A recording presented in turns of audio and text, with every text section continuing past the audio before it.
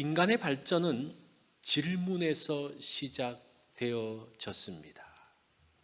인간은 무엇인가? 사람들은 왜 사는가? 이건 너무나 당연한 것 아닌가요? 인간은 누군가? 인간이 인간이지 뭐. 왜 살아? 그냥 사는 거지. 그런데 당연하게 생각되었던 것을 다시 한번 질문하는 것. 그러면서 사람의 참 모습을 알게 된다는 겁니다. 사람이 사는 목적이 무엇인지를 알게 된다는 거예요. 그래서 이런 질문을 이름하여 위대한 철학적 질문이다라고 합니다.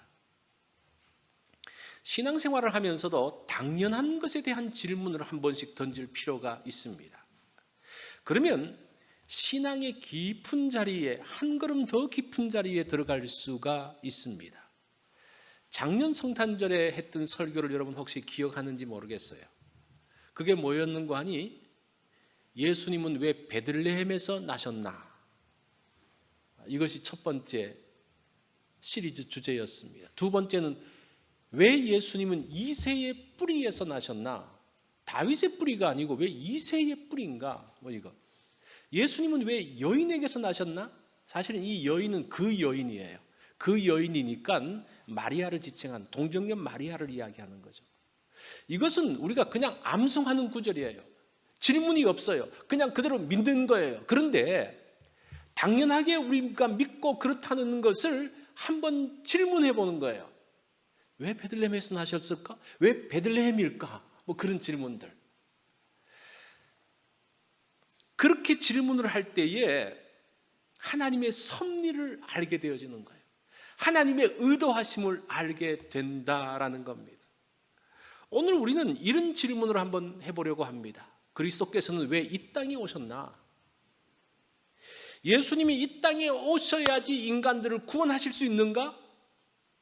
하나님이라면, 전지전능하신 하나님이라면 굳이 내려올 필요도 없이 하늘에서 사람들을 구원할 수 있거든요. 그렇잖아요? 하나님이 굳이 이 땅에 내려와서 사람들을 구원하실 필요가 있는가? 그냥 위에서 하시면 되는데, 그런데도 이 땅에 오셨다는 거예요.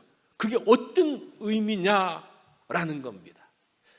이런 질문에 대해서 히브리서를 통해서 우리가 답을 한번 얻어보려고 합니다. 저 혼자만 궁금한 게 아니죠, 그죠? 예. 이것을 안다면 우리가 성탄의 의미를 더욱더 깊이 알 수 있는 그런 기회가 됩니다. 히브리서는 여러분들이 잘 아는 것처럼 예수님이 어떤 분이신지를 소개합니다. 그래서 무엇과 비교해서 예수님이 누구신지를 소개하고 있습니다. 히브리서의 그 내용을 잠깐 소개하면 1장과 2장에서는 존재론적으로 뛰어나신 것을 소개하고 있어요. 천사보다 뛰어나신 분, 이렇게 소개하죠. 그 다음에 3장부터 10장까지는 기능적, 역할적으로 뛰어나신 분을 이야기합니다. 그래서 모세보다 뛰어나시고, 여호수아보다 뛰어나시고, 아브라함보다 뛰어나시고, 아론보다 뛰어나시고, 나중에는 제사 제도보다 또 율법보다 뛰어나신 분이라고 이야기합니다. 그러면서 히브리서는 예수 그리스도가 어떤 분이신지를 소개를 하면서 존재론적으로 기능적으로 설명을 하고 있어요. 그래서 11장부터 13장은 적용이기 때문에 우리가 그것을 떼놓고라도, 그런데 2장이 끝나면서 2장 10절부터 18절, 오늘 본문이거든요.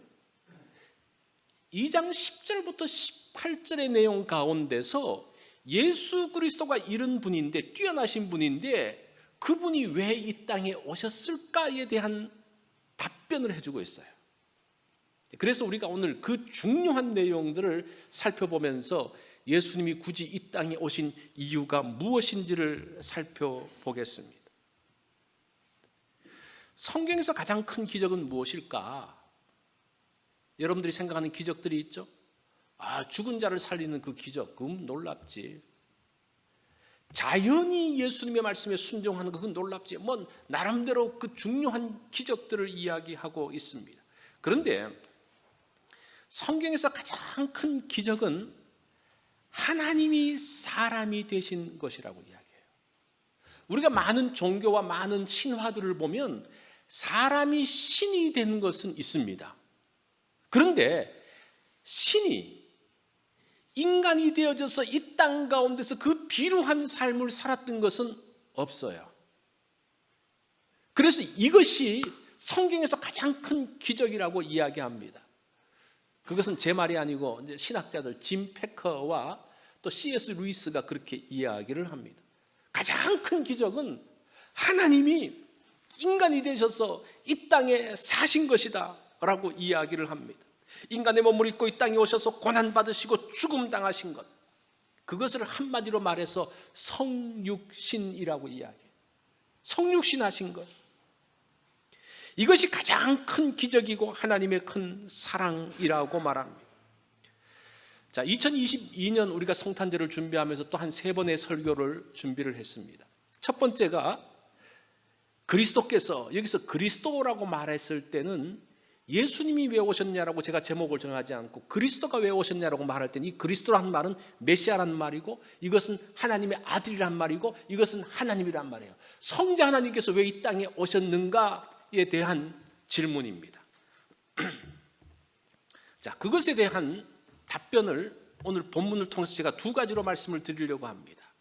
첫 번째는 그리스도가 이 땅에 오신 것은 구원의 창시자로 오셨다라고 말합니다. 구원의 창시자로 구원의 길을 여시기 위해서 오셨습니다. 10절 말씀을 보면요, 그러므로 만물이 그를 위하고 또한 그로 말미암은 오늘 여러분들이 히브리서를 읽으면서 좀 어땠는지 모르지만 굉장히 어려워요. 그래서 제가 이제 그 가로에 설명을 달아놓았는데, 그가 누군가? 그로 말미암은 이는 하나님이에요. 하나님이 많은 아들들을 이끌어 함께 영광에 들어가게 하는 일에 그들의 구원의 창시자인 그리스도입니다. 창시자를 고난을 통하여 온전하게 하심이라고 말합니다. 여기서 창시자라는 말은 길을 여는 사람이라는 뜻이에요. 구원의 길을 여는 사람입니다. 예수 그리스도께서는 고난을 통해서 구원의 길을 여셨습니다. 그런데 이거를 잘 보면요, 그리스도가 고난을 통하여 온전하게 되셨다고 그래요. 이걸 그냥 보면 예수님은 원래 온전한 분이 아닌데 고난을 통해서 온전하게 되셨다? 이상하지 않습니까? 그분이 메시아고 하나님이면 온전하신데 왜 온전하지 않다는 건가? 이거는 무슨 뜻인고 하니, 예수님이 고난을 통해서 온전했다는 그런 말이 아닙니다. 반대로 생각해야 돼요. 완전하신 하나님이 완전한 인간의 몸을 입기 위해서, 완전한 인간이 되기 위해서 어떻게 하셨는가? 고난을 통해서 완전한 인간이 되셨다는 말이에요. 이해가 되십니까? 이 말은 하나님으로서의 완전함을 위해서 고난을 받았다는 말이 아니고, 예수님이 이 땅에 오셔서 누가 되어야 됩니까? 완전한 사람이 되어야 되잖아요. 그죠? 완전한 사람이 되기 위해서 어떻게 했다는 겁니까? 고난을 받으셨다는 거예요. 그렇게 이해를 해야지 오늘 본문이 바르게 이해가 됩니다. 이 말씀은 예수님이 온전한 인간이시다, 우리가 그렇게 말하죠. 예수님은 온전한 하나님이시고 온전한 인간이신데 그 하나님이 어떻게 온전해지셨는가? 고난을 통해서 완전한 인간의 모습을 갖게 되었다는 겁니다. 하나님은 고난을 받지 않습니다. 하나님의 능력으로 그 모든 고난과 그 모든 문제를 해결할 수 있기 때문에 고난을 안 받아요. 받을 필요가 없어요. 그게 하나님이죠. 그런데 그러면 인간이 될 수가 없잖아요. 인간이 됐다는 증거, 그 모습이 뭡니까? 예수님의 고난 받으신 그 모습이, 예수님은 정말 온전한 인간으로 사셨다는 것을 보여주는 것이라는 겁니다. 그러면서 완벽한 인간이 되셨습니다. 그래서 예수님은 고난 속에서도 고통당하시고 우시고 한계 속에서 아파하셨습니다. 누구처럼? 나처럼, 우리 인간들처럼 그렇게 완벽한 인간이 되셨다라는 겁니다. 그러면서 12절로 13절에 보면 예수님이 고난받으시면서 어떻게 그 인간의 모습을 했는지를 인용을 통해서 말해주고 있습니다. 12절을 보면 이르시되 내가 주의 이름을 내 형제들에게 선포하고 내가 주를 교회 중에서 찬송하리라 하셨으니, 이건 시편 22편 22절의 인용이에요. 고난 속에서 하나님을 찾는 그 다윗의 구절을 인용을 하면서 정말 예수님이 인간으로서 그 고난 가운데서 예수님의 능력으로 그것을 극복하는 것이 아니라 나약한 인간들처럼 하나님을 찾고 있는 그 모습을 보여주고 있는 겁니다.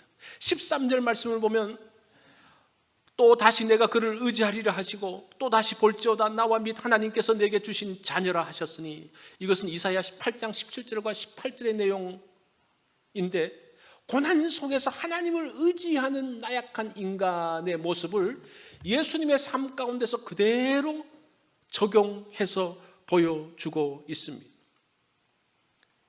그러면서 예수님은 완벽한 인간이 되심을 지금 히브리서를 통해서 보여주고 있는 거예요. 예수님은 고난받기 위해서 이 땅에 오셨습니다. 왜 그래요? 인간으로 오셨기 때문이라는 거예요. 완벽한 인간이라는 것이 이 고난을 통해서 보여주셨다는 겁니다. 성탄은 낮아지기 위해서 오신 그리스도를 보는 절기입니다. 그래서 여러분, 이 고난이라는 것이 우리만 고난을 당하는 게 아니라 누구도 고난을 당하셨다는 거예요? 예수님도 고난을 당하셨다는 거예요. 우리가 고난을 당할 때에 정말 그 고난 가운데서 깊이 묵상을 하고 잠잠히 그것을 보면요, 그 가운데서 그리스도의 손길을 발견할 수가 있어요. 왜 그래요? 그리스도가 그렇게 우리처럼 동일하게 고난을 받으셨기 때문이라는 겁니다. 고난 가운데서 눈물을 흘리셨습니다. 배반을 당하셨습니다. 그래서 아파하셨습니다. 변하지 않는 사람을 보면서 탄식하셨습니다. 이런 고난, 그것이 예수님의 고난이고 그것이 우리의 고난이라는 겁니다. 인간들은 고난을 피할 수 없습니다. 이것이 성경이 말하고 있는 인간의 한계입니다. 예수님도 동일하게 이 땅에 오셔서 인간으로 사시면서 그 고난을 당하셨습니다. 그 고난을 피하지 않으셨습니다. 그 가운데서 아파하셨고 힘들어하셨던 그 예수 그리스도, 그분을 우리가 이 성탄절기에 봐야 된다는 것. 그런 면에서 예수님은 완전한 인간으로 오셨다는 것을 말씀을 하고 있습니다. 이게 첫 번째 오신 내용입니다. 두 번째는 그리스도의 오심은 죽기 위해서 오셨습니다. 우리 14절 말씀 다 같이 읽어볼까요? 시작.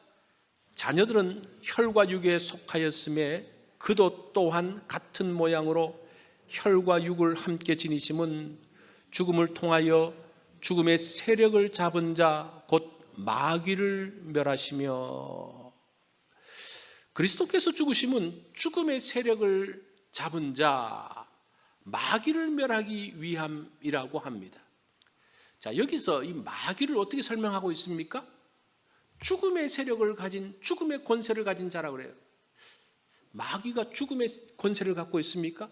마귀가 사람을 죽게 하기도 하고 살리게 하기도 합니까? 좀 이상하지 않아요? 예수님의 시험을 보면 마귀가 높은 산 위에 올라가서 예수님에게 이야기를 합니다. 이 세상은 다 나에게 넘겨졌다. 누가복음 4장을 가지고 인용을 하는 거예요. 나의 모든 그 세상의 권세는 나한테 넘겨졌기 때문에 나에게 절하면 이 땅의 모든 것을 당신에게 주겠소라고 예수님에게 이야기를 해요. 이 세상이 마귀의 것입니까? 이것은 마귀의 거짓말이에요. 거짓말로 그렇게 이야기한 거예요. 세상은 하나님이 통치하십니다. 생명도 하나님이 쥐고 계십니다. 욥기에서 그렇게 하죠. 욥기에서 하나님과 그 사탄의 대화가 뭡니까? 하나님의 허락이 없으면 욥을 못 건드려요. 그 모든 세상의 통치가 누구의 손 아래에 있습니까? 하나님의 손 아래에 있는 것을 볼 수가 있습니다. 어리석은 부자의 비유를 보면서 그 생명을 누가 취하십니까? 하나님이 취하셔요. 그런데 이 히브리서에서는 마귀가 죽음의 권세를 갖고 있는 죽음의 세력이라고 말하고 있습니다. 이것은 왜 그렇게 말했는고 하니 현상적인 것을 이야기하고 있는 거예요. 사람들이 볼 때, 실제가 아니고 사람들이 볼 때 이 생사 여탈권이 누구에게 있는 것 같아요? 로마 황제에게 있는 거예요. 보니까 지금 로마 황제 앞에서 로마 황제가 이렇게 하면 죽고 이렇게 하면 살아요. 그 현상적인 것을 지금 보면서 설명하고 있어요. 실제는 하나님이 통치하시고 이제 부활하시고 승천하신 예수 그리스도가 이 땅을 모든 통치하시지만 사람들의 눈으로 볼 때에는 여전히 로마의 황제가 생사 여탈권을 갖고 있는 것처럼 보이고 옆에 있는 강력한 힘을 가진 어떤 권력자가 내 생명을 빼앗을 수도 있고 살릴 수도 있는 그러한 것처럼 보여지는 현상을 말한다는 거예요. 이제 그런 면에서 설명하는 것을 우리가 좀 알 필요가 있어요. 자, 그러면서 이게 현상적인 부분이면 사람들이 그렇게 느껴져요. 우리 믿는 사람들은 아는 사람은 다 알지만 세상에 믿지 않는 사람들은 생사 여탈권은 누군가가 somebody가 어떤 힘 있는 사람이 있다고 생각을 합니다. 자, 그러면서 또 하나의 질문은 무엇인가 하니 그리스도는 죽음을 통하여 죽음의 세력 잡은 자를 멸하셨다라고 이야기합니다. 이게 이제 두 번째 이야기예요. 죽음의 권세를 가진 죽음의 세력을 가진 마귀를 멸했는데 어떻게 방법이 뭐예요? 죽음을 통하여. 이게 맞는 말입니까? 죽음의 세력을 이기려면요 죽으면 안 돼요. 그죠? 어떤 죽음의 세력 가운데서 내가 죽음의 세력을 이겼다 그러면 내가 절대 죽어서는 안 돼요. 살아있어야 돼요. 살아있어야지 죽음의 세력을 이긴 것인데 왜 예수 그리스도는 죽음의 세력에 무릎을 꿇었을까? 어떻게 죽음을 통하여 죽음의 세력을 가진 자를 멸할 수 있을까? 이에 대한 질문이 이 가운데서 나옵니다. 이것을 알아야지 예수님이 오신 이유를 알게 된다는 겁니다. 세상에서 가장 무서운 것은 죽음입니다. 그죠? 죽음이 가장 무섭죠. 암에 걸리면 왜 두려워해요? 죽을까 봐 두려워하는 거죠. 지금 전염병이 막 돌 때에 왜 두려워합니까? 죽을까 봐 두려워하는 거예요. 전쟁에 나가는 것을 왜 두려워합니까? 죽을까 봐. 그러니까 사람이 죽음이라는 것이 이 죽음이라는 실체가 굉장히 사람을 두렵게 만든다는 겁니다. 15절을 보면 또 죽기를 무서워함으로 한평생 매여 종로로 사는 모든 자들을 놓아주려 하심이니 이 죽음은 두려움의 대상입니다. 죽음의 종로로 사는 것은 두려움 때문입니다. 예수 그리스도는 죽음의 두려움에서 벗어나기 위해서 당신도 죽음의 자리로 들어갔다고 이야기합니다. 자, 이게 무슨 의미일까요? 우리가 아이들에게 수영을 가르칠 때 어떻게 합니까? 아마 여러분 어린 시절 아이들을 어떻게 수영장에 데려가서 했는지를 한번 기억해 보십시오. 이 수영장에 넣으면 애가 물속에 들어갑니까? 안 들어갑니까? 안 들어가죠. 안 들어가려고 막 버티고 그러죠. 그러면 어떻게 아이를 물속에 넣을 수 있습니까? 그럼 아빠가 먼저 물속에 들어가서 거기서 물에서 막 헤엄을 치고 물장구를 치면서 야, 재밌다 재밌다 그러면서 막 이렇게 하면 아이가 이 물속에 들어가는 그 두려움이 조금씩 사라지기 시작을 합니다. 그러면 이 아이가 이제 물속으로 싹 들어오기 시작을 해요. 그러면 이 아빠가 이 아이를 데리고 이렇게 물속에서 왔다 갔다 해요. 물장구도 쳐주고 이렇게 합니다. 그러면서 아이는 물을 두려워하지 않습니다. 물과 친해집니다. 그러면서 후에는 물속에 들어가는 것을 두려워하지 않고 즐겁게 물놀이를 합니다. 이거와 동일한 원리예요. 사람들이 죽음을 두려워합니다. 죽으면 끝이라고 생각합니다. 두려움을 이기지 못하고 버티다가도 죽이려고 하면 항복을 해요. 그죠? 왜냐하면 죽음이 두렵기 때문에. 그래서 이 믿는 사람들이 죽음을 두려워하면서 죽음에 끌려다니는 그 죽음의 세력 가운데 끌려다니는데 예수님이 먼저 죽음의 자리로 들어가신 거예요. 마치 아빠가 먼저 물속에 들어가는 것처럼. 그러면서 죽음의 실체가 무엇인지를 보여주시는 거예요. 죽음이 끝이 아니라 다시 살아나신다는 것을 보여주는 것, 그게 뭡니까? 부활 사건이라는 거예요. 그래서 예수님께서 이 죽음의 세력을 무너뜨리기 위해서 죽음의 실체가 무엇인지를 보여주시는 거예요. 죽음, 이 죽음이 모든 것을 삼키고 죽으면 다 끝이라고 너희들 생각하지? 내가 한번 죽어볼게. 어떻게 됐는지 죽음의 실체를 한번 봐봐. 그러면서 예수님께서 죽으셨습니다. 특별히 십자가의 그 형벌 가운데서 그 잔혹하게 죽으셨습니다. 그리고 3일 만에 부활하셨어요. 이게 죽음이야. 이거예요. 그러면서 죽음이 어떤 것인지를 예수님이 알려주셨다는 겁니다. 죽음의 실체를 안 바울은 고린도전서 15장 55절부터 57절에서 뭐라고 이야기합니까? 사망아 너의 승리가 어디 있느냐? 사망아 내가 쏘는 것이 어디 있느냐? 사망이 쏘는 것은 죄요 죄의 권능은 율법이라. 우리 주 예수 그리스도로 말미암아 우리에게 승리를 주시는 하나님께 감사하노라. 이 죽음 앞에서 승리를 주시는 하나님께 감사한다라고 이야기합니다. 이 죽음은 모든 것들을 다 삼키고 이 죽음은 모든 것들을 끝장내고, 그래서 그 죽음의 두려움 가운데 살던 사람들이 예수 그리스도를 통해서 예수 그리스도께서 친히 죽음 가운데 들어가서 거기서 함몰되어지는 것이 아니라 그 죽음에서 다시 살아나시는 것을 보면서 아, 이게 죽음이구나. 죽음이 예수 그리스도를 이기지 못하고 죽음이 우리 그리스도인들을 이기지 못한다는 것을 알게 되었다는 거예요. 제가 지금 말하는 게 이해가 되십니까? 그러면서 우리가 죽음에 대한 것들을 다시 보게 된다는 겁니다. 그러면서 그 제자들이 어떻게 합니까? 그 죽음의 실체를 알고 난 다음에 그들이 두려워하지 않고 복음을 전하기 시작합니다. 그리고 그들이 순교를 당해요. 그 죽음 앞에서도 두려워하지 않으세요. 왜요? 죽음의 실체가 무엇인지 알기 때문에. 그러면서 죽음의 자리에서 벗어나게 되어지는, 이게 지금 히브리서를 통해서 우리에게 말씀하고 있는 내용이에요. 그래서 예수 그리스도의 죽음이 복음이라고 이야기해요. 왜 죽음이 복음입니까? 예수 그리스도를 통해서 죽음의 실체가 무엇인지 보여줬기 때문에 그게 복음이에요. 오히려 죽음이 굴복되어지는 것을 본 것, 그게 복음이라는 겁니다. 이것을 위해서, 그래서 예수님께서 이 땅에 오신 이유가 뭡니까? 죽기 위해서 오신 거예요. 죽기 위해서 왔다는 말은 예수님이 그냥 막연하게 죽었다는 그 말이 아니라 죽음을 이기신 그 모습을 보여주기 위해서 이 땅에 친히 사람의 몸을 입고 오셨다라는 겁니다. 이게 복음이에요. 하나님이 말씀만으로도 구원할 수 있겠죠, 위에서. 그러나 하나님은 그렇게 하지 않으셨다는 겁니다.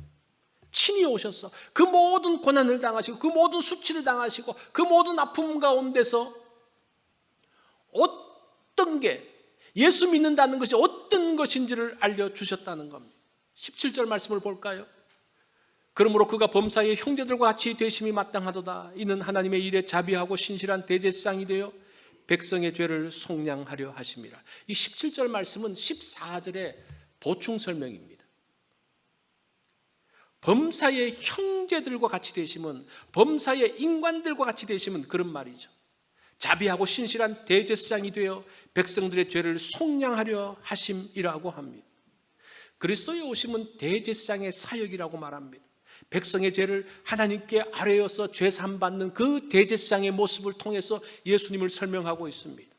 그 대제사장이 어떤 분인고 하니 자비하고 신실한 분이라고 해요.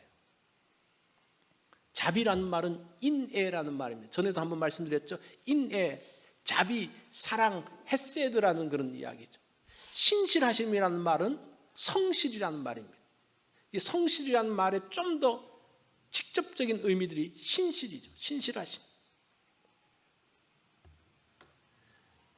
신실하다는 말은 약속을 변치 않는다라는 말입니다. 사람들은 환경이 변하면 약속을 파기해요. 조건이 바뀌어서 안 되겠습니다. 약속을 파기해야 됩니다. 그리고 상대가 변해도 약속이 파기됩니다. 그렇죠? 우리의 가운데 사람이 상대가 서로 하겠다고 약속을 했는데 상대가 못하겠다 그러면 그 약속은 없어집니다. 그런데 신실하신 하나님은, 신실하신 대제사장이신 예수 그리스도는 환경에 상관없이 사람의 변함에 상관없이 여전히 신실하시고 여전히 그 약속을 지키시는 분이라는 겁니다. 그래야 구원이 가능해요. 그것을 잘 보여주는 것이 창세기 15장의 내용입니다. 하나님은 아브라함에게 후손과 땅의 약속을 하십니다. 그러면서 약속을 하는데 그 하나님께서 말씀하신 너 짐승을 쪼개가지고 놓아라. 원래 옛날에 고대 사회에서 약속은 어떻게 했는가 하니 요즘 뭐 도장을 찍지만 뭐 사인을 하든지 하지만 옛날에는 짐승을 쪼갭니다. 둘이서 쪼개요. 짐승을 쪼개려고 그러면 소를 쪼개려고 한번 생각해 보세요. 절반을 이렇게 쪼갠다고 생각해 보세요. 그게 쉽게 되겠습니까? 칼로만 되겠어요? 도끼를 가져오고 하여튼 그걸 가져오면서 쪼개면서 그 두 사람이 피투성이가 되어지는 거예요. 딱 쪼개놓고 어떻게 하는 거야? 두 사람이 손을 잡고 쭉 지나가면서 이 약속을 어기면 이렇게 된다. 그게 피의 약속이에요. 그 당시의 약속이에요. 지금 하나님께서 아브라함과 약속하시면서 지금 그렇게 하시는 거예요. 그런데 그 사이를 지나가는데 하나님만 지나가셔요. 이걸 일방적인 약속이라고 이야기합니다. 왜냐하면 아브라함과 같이 지나가서 아브라함이 약속을 파기해서 아브라함이 변해서 그 약속이 없어지지 않게 하기 위해서 하나님만 지나가신 거예요. 지금 그 약속이에요. 하나님의 약속은 일방적으로 하나님이 끝까지 지키신다. 신실하신 하나님의 그 약속이에요. 그래서 아브라함이 변하잖아요. 아브라함이 하나님 말씀에 불순종하잖아요. 그럼에도 불구하고 하나님은 여전히 그 약속을 지키시는 신실하신 분임을 이야기합니다. 그래서 나중에는 어떻게 합니까? 아들을 이 땅에 보내시는 거죠. 그것이 성탄입니다. 성탄은 하나님이신 예수 그리스도께서 사람의 몸을 입고 이 땅에 오신 겁니다. 이건 당연한 게 아니에요. 엄청난 일입니다. 이 세상에서 한 번도 없었던 일을 지금 하나님이 하신 겁니다. 예수 그리스도가 친히 그 일을 하신 겁니다. 이게 성육신 사건이죠. 어떻게 사람이 되었습니까? 우리와 같이 고난을 받으심으로 되셨어요. 그런 면에서 이 고난은 주님의 일에 참여하는 거예요. 그래서 여러분 이 고난에 대해서 다시 재해석을 해야 됩니다. 왜 우리에게 고난이 있습니까? 예수님의 마음을 알기 위해서. 우리가 고난을 통해서 사람이 깊어져요. 성숙해져요. 한 번도 고난당하지 않은 사람들 가벼워요. 뭔가 인생을 알 수가 없어요. 그러나 고난 가운데서 아파하고 힘들어하고 그 가운데서 마음이 찢어지는 그 사람의 인생이 깊이가 있고 예수님의 삶에 대해서 하나님의 사랑에 대해서 이해하는 것이 훨씬 크다는 겁니다. 이게 성탄이에요. 주님의 고난을 하는 것. 두 번째는 성탄은 하나님이신 그리스도께서 죽기 위해서 이 땅에 오셨다는 겁니다. 사람들 예수님이 죽었대. 그 당시 사람들이 말했죠. 예수님이 죽음을 보면서 예수가 뭐 대단하게 뭐 하나님의 아들이라고 그러더니만 죽었대. 그 당시 사람은 그렇게 말했을지 모르지만 지금도 그렇게 말하는 사람은 그건 뭔가를 몰라서 그래요. 왜 죽으셨습니까? 이 죽음의 실체를 알려주고 이 죽음을 어떻게 이겨나가는지를 보여주기 위해서 죽으신 거예요. 그것을 아는 것이 성탄의 참모습입니다. 그러면서 우리가 이 성탄절을 맞이하면서 죽음의 두려움에서 벗어나기 위한 이것이 예수님이 이 땅에 오신 이유라는 겁니다. 놀랍죠? 우리가 예수님이 오심으로 끝나는 것이 아니라 그 예수님의 오심 우리에게 얼마나 큰 영향을 미치는지 말로만 그 일을 하셨다면 구원을 만들어 가셨다면요 그렇게 우리에게 영향력을 미치지 못해요. 그러나 친히 오심으로 인해서 성육신하고 우리와 함께 되심으로 인해서 그 풍성함이 우리 가운데 임하는 것을 보게 됩니다. 이번 성탄절기는 그리스도의 고난을 기억하는 고난주간도 아닌데 부활절도 아닌데 고난을 기억하는 그래서 고난받는 사람과 함께하는 절기 그게 우리가 성탄을 맞이하는 예수님의 그 성탄의 의도대로 맞이하는 모습이에요. 두 번째는 죽음의 두려움에서 벗어나서 자유하게 되어지는 절기. 그래서 이번 성탄절은 우리가 자유함이 있어야 됩니다. 왜 그래요? 예수 그리스도는 죽음으로부터 자유하게 되신 분이에요. 어떤 문제로부터 자유케 하신 분이에요. 그 복음을 아는 사람은 두려워하지 않는 거예요. 자유함이 있는 거예요.